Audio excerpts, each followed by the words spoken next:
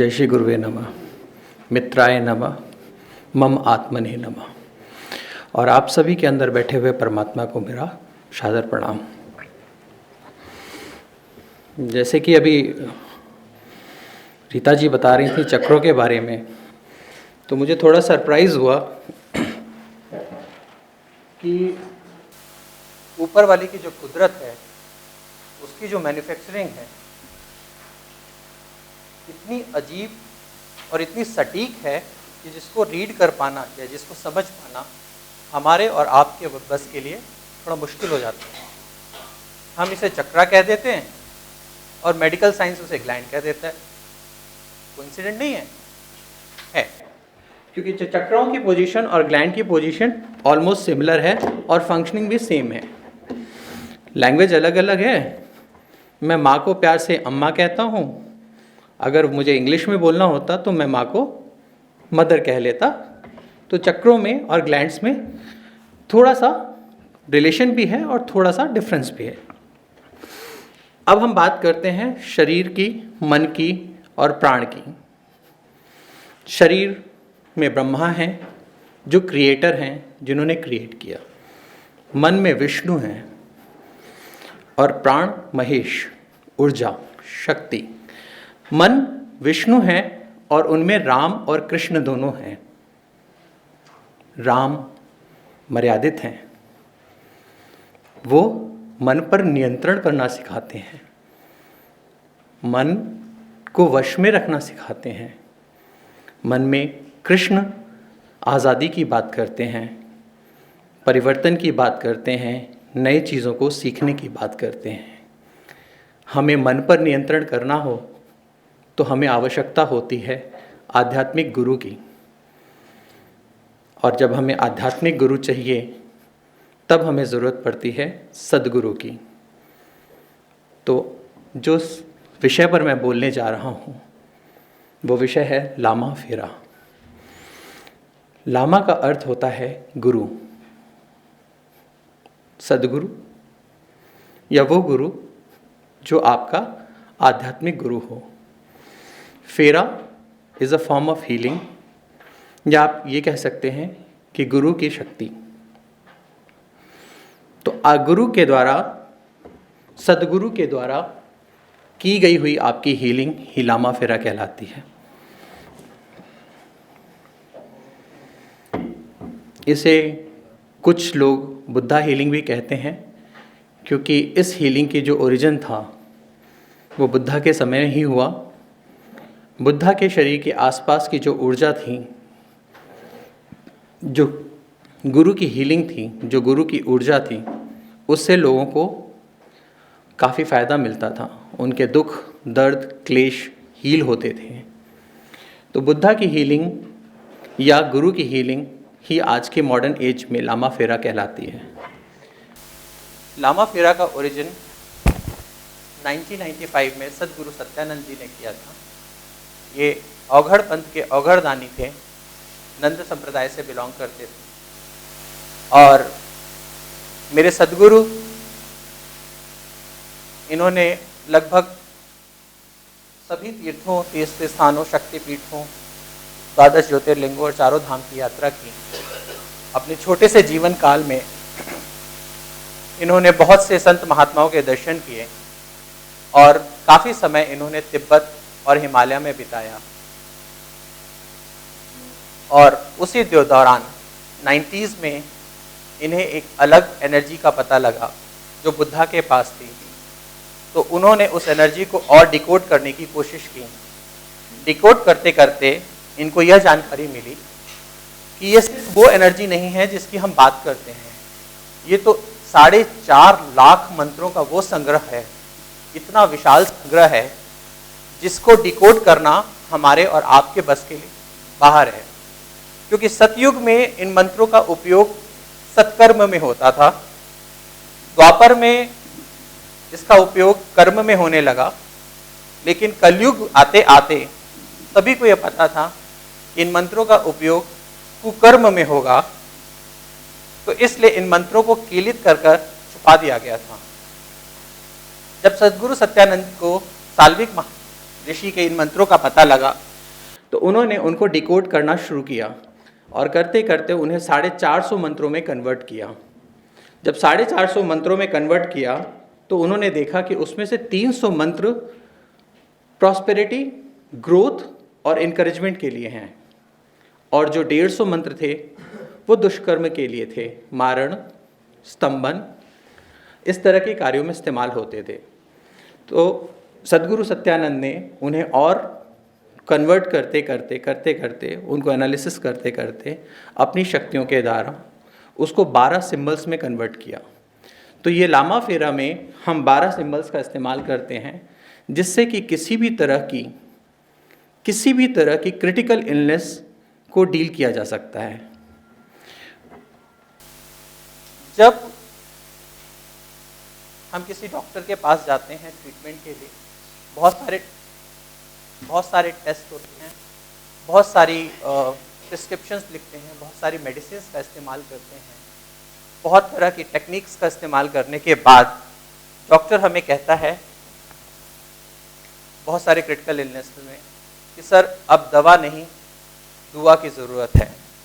तो सद्गुरु सत्यानंद का कहना था कि जब दुआ को ही काम करना है फाइनली, तो पहले से ही दुआ क्यों ना की जाए। तो उन्होंने लामा फेरा का इस्टेब्लिशमेंट किया और लामा फेरा से सभी प्रकार के क्रिटिकल इलनेस, मैं क्रिटिकल इलनेस में कोल्ड, कफ या वायरल की बात नहीं कर रहा हूँ, क्रिटिकल इलनेस में मैं HIV, tuberculosis, cancer, kidney failure, liver का फंक्शनल ना होना, ऐसी डिजीजेस की बात कर रहा हूँ। उन डिजीजेस को क्योर करने के लिए हमने लामा फेरा का इस्तेमाल करते हैं। सद्गुरु सत्यानंद जी ने लामा फेरा को डेवलप किया।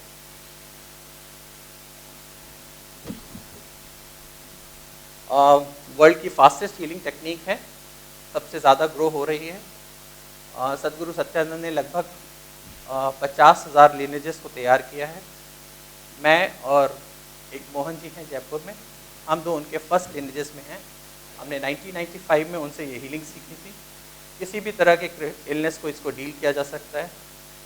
इस एनर्जी को इस्तेमाल करके हम किसी भी तरह की ग्रोथ या डेवलपमेंट को भी कर सकते हैं, कैंसर पे इसको काम कर सकते हैं।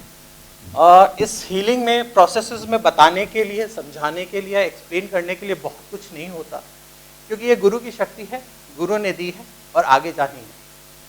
12 सिंबल्स का इस्तेमाल करते हैं और किसी भी प्रॉब्लम को डील कर सकते हैं। इसमें 2 चीज़ों का इस्तेमाल होता है, एक बोधिसत्व माला और लामा गाउन। लामा गाउन को आपको खुद पहनना पड़ता है और पेशेंट को पहनाना पड़ता है। बोधिसत्व माला से उसकी हीलिंग होती है। बोधिसत्व माला ही क्यों? क्योंकि ये पीपल की बनी है, पीपल में ऑक्सीजन होता है। ये एक ऐसा वृक्ष है जिसके कटने के बाद भी इसमें ऑक्सीजन के कंटेंट रहते हैं, एनर्जीज को प्यूरिफाई करने में काम आती है। तो इससे हम पेशेंट की हीलिंग करते हैं डिफरेंट प्रोसेसेस और सिंबल्स का इस्तेमाल करके। ये एक फोटोग्राफ है जिसमें हम हीलिंग प्रोसेसेस कर रहे हैं। इसमें 12 मंत्रों के जो मंत्र हैं उनको हम यूज़ कर सकते हैं और किसी भी ट्रीटमेंट को कर सकते हैं। लामा फेरा में प्रैक्टिकली करने के लिए ही इसका उपयोग किया जा सकता है। मतलब मैं आपको इसको एक्सप्लेन बहुत ज़्यादा अच्छे से नहीं कर सकता, क्योंकि जब दर्द होगा और उसका इलाज होगा तभी आप उस डिफरेंस को समझ सकते हैं। जब तक दर्द नहीं है तब तक आपको इलाज का पता नहीं लगेगा। मैं आपको बताऊं कि इससे ये होता है, ये होता है, ऐसे होता है, बहुत कुछ होता है, लेकिन महसूस होगा तभी आप उस डिफरेंस को समझ सकते हैं। एक इसमें मैरून रोप की बात हो गई। एक स्टिक होती है, वो भी क्रिस्टल की बनी होती है, जिसका हम उपयोग करते हैं इससे हीलिंग के लिए। लामा फेरा के यूज़ में हम चक्रास को कर सकते हैं, ऑरा को हील कर सकते हैं, किसी भी तरह के एंट्यूनमेंट में इसका इस्तेमाल कर सकते हैं। इसकी 2 तरह की डिग्रीज होती हैं, लेवल 1, लेवल 2। लेवल 1 में बेसिक नॉलेज होता है और लेवल 2 में मास्टर किट देते हैं। गुरु दीक्षित करता है अपने शिष्य को और उसको दीक्षा प्रदान करता है और इसके लिए तैयार करता है। ये लामा फेरा के विषय में था, क्योंकि जब हम एनर्जीज की बात करते हैं, गुरु की बात करते हैं, शक्तियों की बात करते हैं, तो हम एक बात करते हैं शिव और काली की।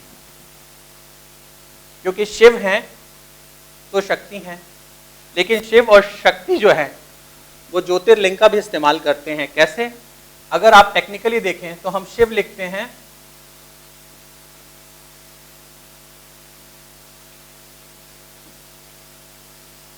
और काली। अगर मैं शिव में से मात्रा हटा दूं तो क्या बन जाएगा? शव। और काली में से मात्रा हटाऊं तो काल। और अगर इस मात्रा को देखें, शिव की मात्रा और ये काली, ये शिवलिंग है। तो अगर शव और काल यानी ये शरीर और समय मात्रा में मर्यादित रहेगा तो शिव शक्ति है, नहीं तो विनाश का कारक है। तो मैं अपने सदगुरु से सीखी हुई बातों को आगे बढ़ाते हुए कहना चाहूँगा कि हमें मर्यादा में रहने की बहुत सख्त ज़रूरत है। हम एनर्जीज़ की बात करते हैं, हम हीलिंग की बात करते हैं, इमोशंस की बात करते हैं, लेकिन हम अपनी मर्यादा की बात नहीं करते। हम बहुत सी ऐसी बातें करते हैं कि हम और आप बहुत से वृद्धाश्रम में जाकर डोनेशन देते हैं, सेवा करते हैं, लेकिन घर में बैठे अपने माँ बाप को प्रणाम नहीं करते। हमें अपने घर से और अपने आप से परिवर्तन करने की ज़रूरत है। जब हम वहाँ से शुरू करेंगे तभी हम आगे जाकर परिवर्तन कर सकेंगे। मैं एक ओल्ड एज होम से जुड़ा हुआ हूँ, मैं वहाँ देखता हूँ कि पेरेंट्स आते हैं, सर मैं अपने पेरेंट्स को ना 1 हफ्ते के लिए आपके पास छोड़ के जा रहा हूँ क्योंकि मुझे एक बिज़नेस टूर पे जाना है और 1 हफ्ते में आके हम भेज जाएंगे। फिर वो 1 हफ्ता 15 दिन होता है, 15 दिन 1 महीना और 1 महीना 1 साल। पहले कुछ महीने उनकी मैनेजमेंट और रेजिडेंस की फ़ीस आती है और उस 3 महीने के बाद वो भी आना बंद हो जाता है। तो अगर हम सच में कुछ परिवर्तन लाना चाहते हैं, अगर हम सच में कोई डिफरेंस करना चाहते हैं, क्योंकि हम सब अलग अलग विधि विधाओं से सक्षम हैं और हम लोगों के जीवन में बहुत परिवर्तन करते हैं और बहुत जीवन में परिवर्तन करना भी चाहते हैं, तो कम से कम लोगों को, आपसे जुड़े लोगों को ये सिखाने की कोशिश करें कि अपने घर में बैठे हुए पेरेंट्स को पूरा सम्मान दें, उनका मान रखें और उनके साथ वक्त बिताएं।